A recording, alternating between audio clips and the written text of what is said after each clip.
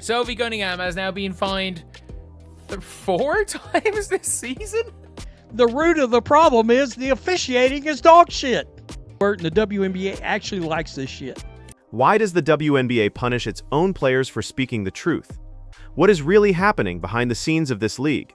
These are the questions that fans everywhere are asking, especially after Sophie Cunningham, one of the league's brightest stars, found herself slapped with fine after fine. And for what? Simply speaking out. So, Sophie Cunningham, it happened again. Sophie wasn't reckless. She wasn't trying to start a firestorm. She was just being honest about something the entire league already knew. The officiating in the WNBA is flawed. But the league didn't want honesty. It wanted silence. It wasn't that long ago that Sophie Cunningham made this little TikTok video. And in said TikTok video, and you can see right here, this was July 23rd, she put this up and said she got fined $500 by the WNBA for criticizing the refs. At one point in this song, she calls the referees useless. And for Sophie Cunningham, speaking the truth came with a price. But Sophie isn't the only one speaking out. Caitlyn Clark, the face of the WNBA, has had enough too. She's been sidelined with injuries, and while she's watching her team struggle, the league's treatment of its players continues to spiral.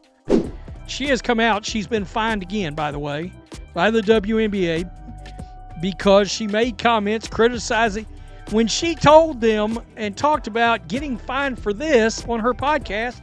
So this is what she said. If I was a ref, I know I mess up all the time. I'm not saying your job is easy, but when it's a simple call right in front of your face multiple times, what are you doing? What are you doing? The real issue here goes beyond fines. It's about power, control, and a system that punishes the truth. Let's break it down, and trust me, this isn't your typical story about a fine here and there. This goes deep into the double standards of the WNBA, the hypocrisy of the officials, and the way the league is completely out of touch with its players and fans. Get ready for the real story. I mean, it's bad. It's real bad. Sophie Cunningham's trouble started when she did something every basketball fan has thought at some point. She spoke up about bad officiating. Sophie's comment wasn't a tirade or an outburst. It was a simple, honest observation. But Sophie Cunningham said, "Hold my beer. I got a podcast. I got this platform. I'm going to speak my mind. I'm not going to toe the company line." To find you again. They're like, I was like, I even told them, I even credited them that their job was hard. She pointed out that when a call is right in front of you, it should be made. She admitted that reffing is tough, but when you mess up simple calls consistently, that's a real problem. And for that, she was hit with a $1,500 fine from the league. It wasn't like she called the refs out in an angry tirade or went on a public rant. Sophie Cunningham probably made about 7 or 8 grand from that first podcast. Sophie simply said what everyone already knew, and for that, the league decided to fine her. Why? Because the truth doesn't fit the WNBA's narrative. This wasn't about professional standards. This was about control. The league didn't want players like Sophie speaking their minds, especially not when those words were so painfully accurate. But it wasn't just a one-time thing. That sounds pretty accurate for the WNBA officiating. In addition to her podcast, Sophie also posted a TikTok where she joked about how useless the referees were. It wasn't mean-spirited, just a playful jab at the inconsistency in officiating. But of course, the WNBA saw it as a threat to their carefully constructed image.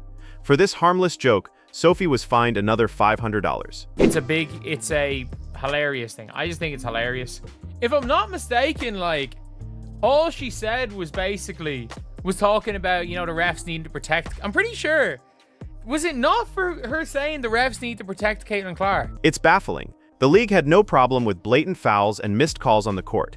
But when Sophie posted a lighthearted video calling out those same issues, they hit her with a fine. The league didn't just want to silence her. They wanted to shut down any dissent, even if it came in the form of a harmless joke. They didn't want the truth getting out, especially not in a way that could make fans question the league's authority. And here's the kicker. This wasn't just a small fine. It was another move by the league to remind players, speak out and there will be consequences. But Sophie wasn't backing down. She wasn't going to let the league's attempts at silencing her work. Instead, she turned the fines into a platform that the league couldn't control. And here's where the plot thickens. Essentially said the refs need to protect Caitlyn Clark, and Caitlyn Clark said, finally someone did it. She basically talked about being the refs need to protect the face of the league. The real turning point came when Sophie's podcast, Show Me Something, started to gain serious traction. With each fine, Sophie's audience grew. People wanted to hear what she had to say. Fans saw a player who wasn't afraid to speak the truth about the league, and they were all in. And the more the league fined Sophie, the more attention she got. The $1,500 fine for speaking honestly about the refs? It didn't silence her. It amplified her message. Sophie Cunningham also getting fined for what she had to say about the referees. In fact, the podcast episode that earned Sophie that fine ended up making her $7,000 in revenue. It wasn't just about the fine anymore. It was about the fact that every time the WNBA tried to shut her down, she turned it into a moment of victory.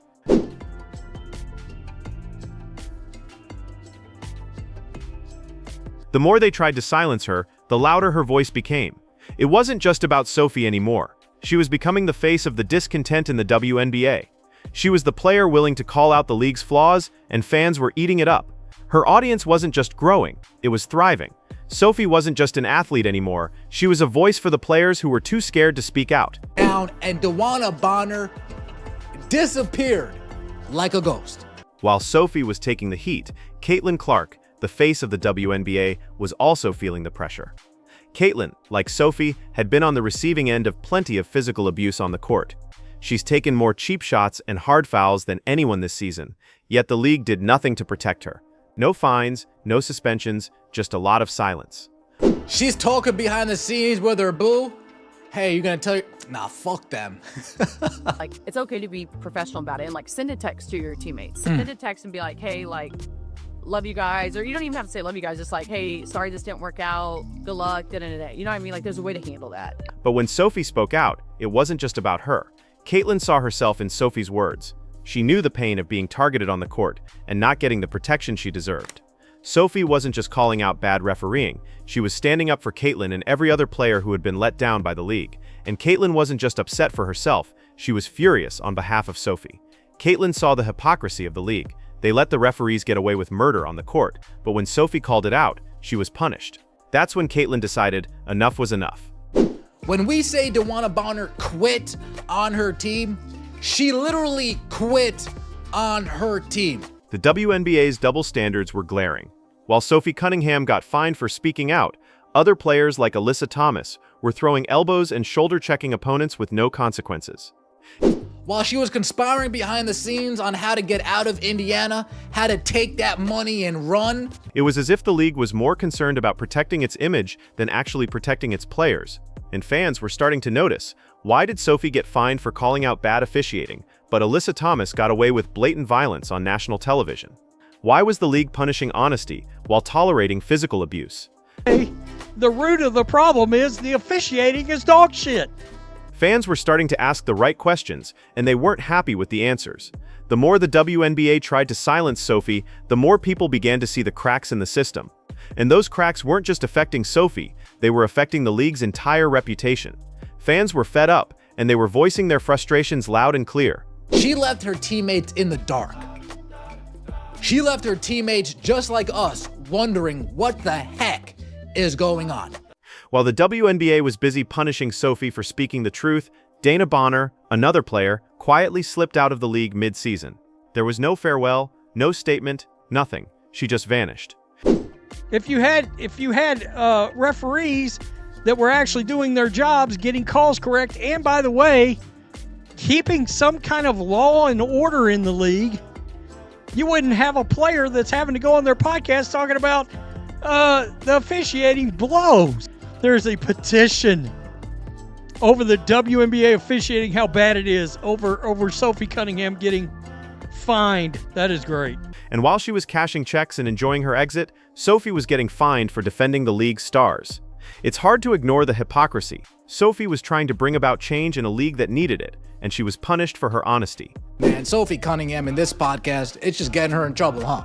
Meanwhile, Dana Bonner just walked away without anyone even noticing. This wasn't just about fines. It was about the league's treatment of its players. Players who spoke out were punished, and players who disappeared quietly were given a pass.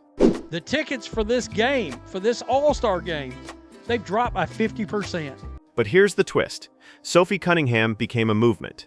Fans rallied behind her, supporting her even more after each fine. DeWanna Bonner, you sly dog.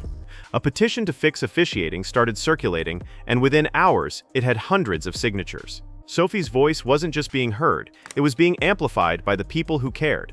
Her merchandise began flying off the shelves. Her Fever Enforcer shirts, hoodies, and other items became symbols of the fanbase's support for the truth. And tickets and kind of boycott this year All-Star game. That is because of the refereeing in regards to Caitlyn Clark being targeted and pretty much not having a special whistle. 1.6 million viewers, average, with a peak of 2 million. Sophie wasn't just a player anymore. She had become the symbol of what the WNBA needed, a voice for the players who were too afraid to speak out. The league tried to shut her up, but all they did was make her louder, and that's when the fans stepped in. They were done being silent. Sophie's message had resonated with them, and now they were putting their money where their mouths were. I'm telling you, when Caitlyn Clark comes back, numbers going to go through the roof. Even though Caitlyn Clark was sidelined with an injury, she was still pulling in more viewers than anyone else in the WNBA. But obviously, you can see here, people were clearly selling these tickets before Caitlyn Clark got injured for 300. Caitlyn's games were drawing millions of viewers, even when she wasn't playing. But the league wasn't protecting her. They let her get abused on the court without any consequences, and yet they were punishing players like Sophie for calling attention to those same issues. This league is a joke, and all of this is on them. Caitlyn's star power wasn't just about her incredible skills. It was about the way she connected with the fans. The league doing this? Yeah, Kathy Engelbert, you got nobody to blame but yourself for your league sucking, and because your league sucks at officiating and holding players responsible when they're doing flying clotheslines. But instead of protecting their biggest asset, the WNBA continued to fail her. And when Caitlyn's games started pulling millions of viewers, the league knew they had something special, but they didn't act like it. This league is atrocious. Sophie is hilarious and so crazy honest. The reality is, the WNBA is in crisis. They've been more focused on protecting their image than actually protecting their players. They've spent years building their brand around stars like Caitlyn Clark, but now they're failing to keep them safe. The WNBA is getting blasted over this. The fines against Sophie Cunningham? They've backfired. The league may have thought they could shut her up, but in reality, they've made her louder, and now fans are rallying behind her. They're done with the double standards, and they're done with a league that values control over credibility. Why don't you quit bad-mouthing the fans? Why don't you quit labeling the fans yada, yada, yada? It turns it into a bigger story for the WNBA. I swear, I'm at the point where I think Kathy Engelbert and the WNBA actually likes this shit. It does make me wonder. At the end of the day, if the WNBA wants to survive, they'll need to start listening to the players who are keeping the lights on. They'll need to protect the stars like Caitlyn and Sophie, not punish them for speaking out. Because if they don't, they might find themselves losing their brightest stars and their fans in the process.